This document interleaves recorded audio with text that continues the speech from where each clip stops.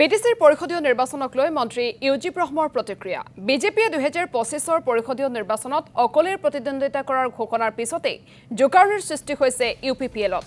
বিজেপিয়ে যদি অকলে নিৰ্বাচন খেলে তেন্তে আমিও প্ৰস্তুত বুলি মন্তব্য কৰে ইউপিপিএলৰ প্ৰতিষ্ঠাপক সভাপতিগৰাকীয়ে 2020ৰ পৰিষদীয় নিৰ্বাচনতো আমাৰ প্ৰাক মিত্ৰতা নাছিল মুখ্যমন্ত্ৰীয়ে ভাবিচিন্তি সিদ্ধান্ত ল'ব বুলি আমাৰ বিশ্বাস নিৰ্বাচনলৈ এতিয়াও বহু সময় আছে সিদ্ধান্ত কিছু ইফাল হিফাল হোৱাৰ আশা ব্যক্ত কৰিলে ইউজিপ ৰহমই একো সিদ্ধান্ত নহলেও অকলেৰ প্ৰতিদ্বন্দ্বিতা আগবঢ়াবলৈ সাজু বুলি মন্তব্য কৰে মন্ত্ৰীগৰাকীয়ে 2020 চনতো আমি এলায়েন্সত খেলা নাছিল অকলে খেলিছিল এটা প্ৰিন্সিপাল এডপ্ট কৰা হৈছিল যে কোনে কোনে কিমান জিকে তাৰ অংকটো মিলাই পেলাই আমি এলায়েন্সত এটা চৰকাৰ বনাম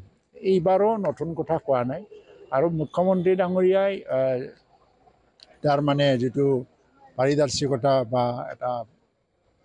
তেও খুব মানে ফাৰসাইটেডনেছটো আছে দূৰদৰ্শিতা আছে ৰাজনীতিকভাৱে যেটো কয় যেটো কৰে খুব ভাবিচিন্তি কৰে তো ইয়াতো মানে আমাৰ একো ভাবিব লগা নাই বিজেপি অকলে খেলিব বিজেপিৰ কাৰ্যনিৰ্বাহক এটা মিটিঙত এটা সিদ্ধান্ত হৈছে কিন্তু যেহেতু এক বছৰ বেছি আছে তাত যথেষ্ট চিন্তাৰ পৰিৱৰ্তন হ'ব আলোচনা হ'ব স্ট্ৰেটেজি ফাইনাল স্ট্ৰেটেজি ইলেকশ্যনৰ মানে 2-3 মাহ আগত হৈ যাব তেনে ক্ষেত্ৰত আমি চাই যাম কিন্তু আমি ইউপিপিএল দলেও মানে নিজকে প্ৰস্তুত কৰি তুলিছে নিৰ্বাচনত কিমান 40টা সমষ্টি হয় না 54টা হয় আমি এতিয়াও ক'ব নোৱাৰো কাৰণ এটা নতুন সমষ্টি নিৰ্ধাৰণৰ প্ৰপ'জাল অলৰেডি গভৰ্ণমেণ্ট অফ ইণ্ডিয়াৰ ওচৰলৈ গৈছে তেওঁলোকে এপ্ৰুভেল দিয়াৰ লগে লগে 54টা সমষ্টি হ'ব তাত আমি ইউপিপিএল দলেও